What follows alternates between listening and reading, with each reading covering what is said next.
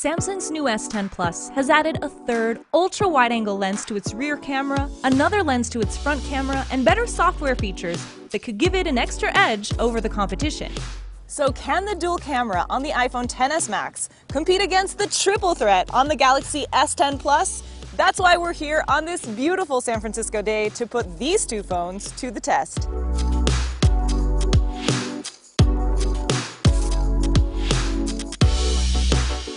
The main wide-angle and telephoto lenses on the S10 Plus are similar to its predecessors, with the same variable aperture that helps it adjust to different lighting conditions.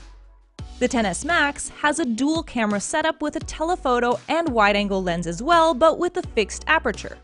General shots look stunning on both phones, with just slight variations in color temperature, contrast, and brightness depending on what aperture the S10 Plus was using at the time. It also depends on whether or not you take advantage of some of the new software features. The Galaxy Scene Optimizer that you can toggle on from the settings and then just activate from the main screen gives your photo a little added boost. It can detect what type of shot it's looking at to adjust things like saturation and contrast based on what it thinks would best suit the scene. You can also get shot suggestions to improve framing and flaw detection, which will alert you of things like lens smudges. For the sake of this comparison, I took most of the shots without any added features to keep things consistent, so unless I say otherwise, you're looking at it straight from the camera. For most shots, the better of the two really came down to personal preference. Take for example this one of Mount Tamalpais. I like the cooler, richer tones on the iPhone, but for this shot of the mountains in the desert, I prefer the warmer tones of the Galaxy. But the S10 Plus has a third vantage point to choose from that the XS Max just doesn't, thanks to that super wide-angle lens. Which I didn't think I needed until I tried it. And wow, I definitely changed my tune. Now this is the type of scene where you would really benefit from that super wide-angle lens.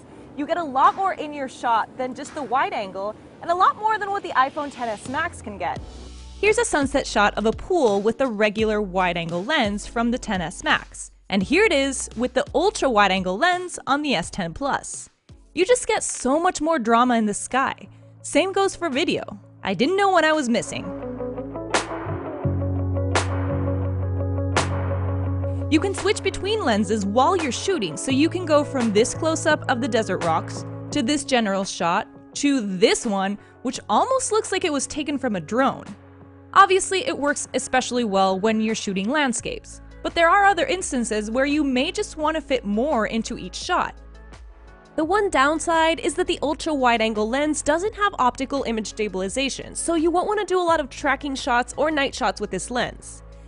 That said, the main lens on both these cameras takes great quality video. They both look relatively smooth in this tracking shot, even though I was walking on very uneven ground.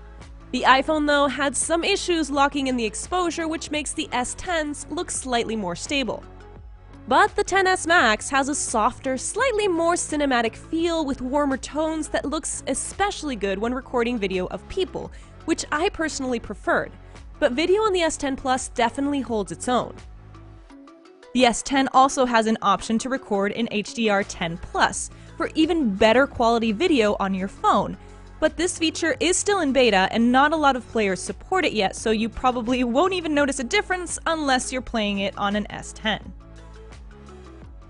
Both have a slow motion option of 240 frames per second at Full HD, but the Galaxy has the super slow motion mode that allows you to shoot video at 960 frames per second, so way slower, but at 720 pixels, which is testy at best because it only records a few seconds, and you can't edit that later, so you literally have to catch the action right as it's happening, and that's nearly impossible unless you have a stage stunt or something like that. But when it does get it, it is dramatic.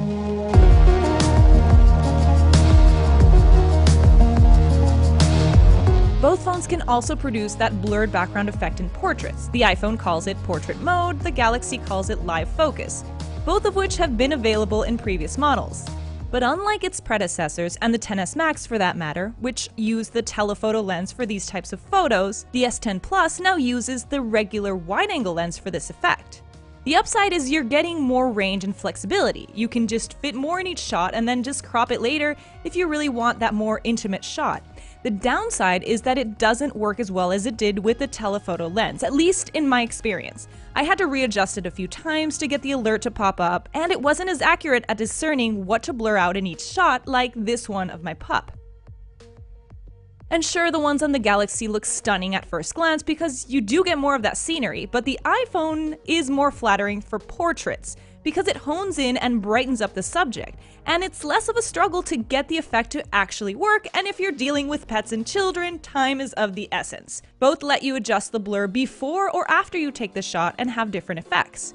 The iPhone is all about changing up the lighting, while the Galaxy has these interesting distortions and black and white background options, which I really liked.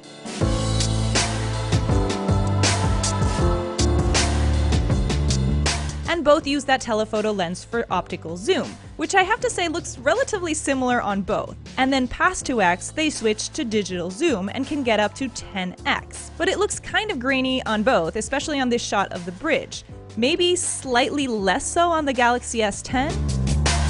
For actual close-ups, I would also go with the Galaxy because it was able to capture a bit more details in the flowers, and you also have a Pro Mode option that lets you adjust the focus manually. The S10 Plus also has the edge when it comes to the front-facing camera. The S10 Plus is the only Galaxy S10 with two cameras on the front. Now you'll know when you hit the selfie camera because it has this cool little light up animation. And you get two lenses. One is an 8 megapixel depth camera and the other one is a 10 megapixel selfie camera. And both of them have slightly different angles, as you can see.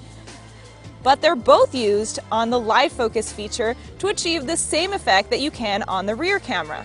But for video selfies, you only have the option of using one of those lenses.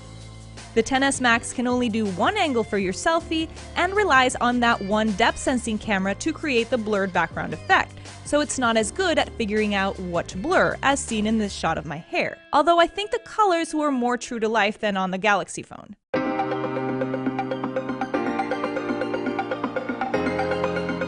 Same goes for low light and night shots. The S10 just shines a little bit brighter, which means you get more detail that the iPhone just can't pick up on.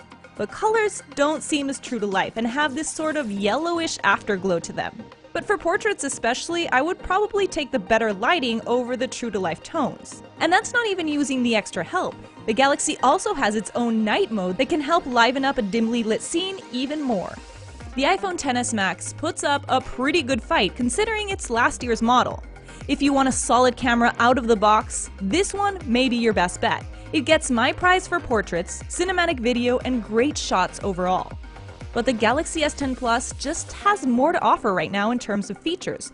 An extra lens on the back which gives you more shooting options for photos and videos, an extra lens on the front for better selfies, and brighter night shots, so you get more tools to play around with if you're looking to take your phone photography to the next level. But obviously, as with all our camera comparisons, it's highly subjective, and that was just my opinion. And I want to hear what you guys think, so hit me up on the comment section below, and also let me know what you want to see us pit the S10 Plus against next.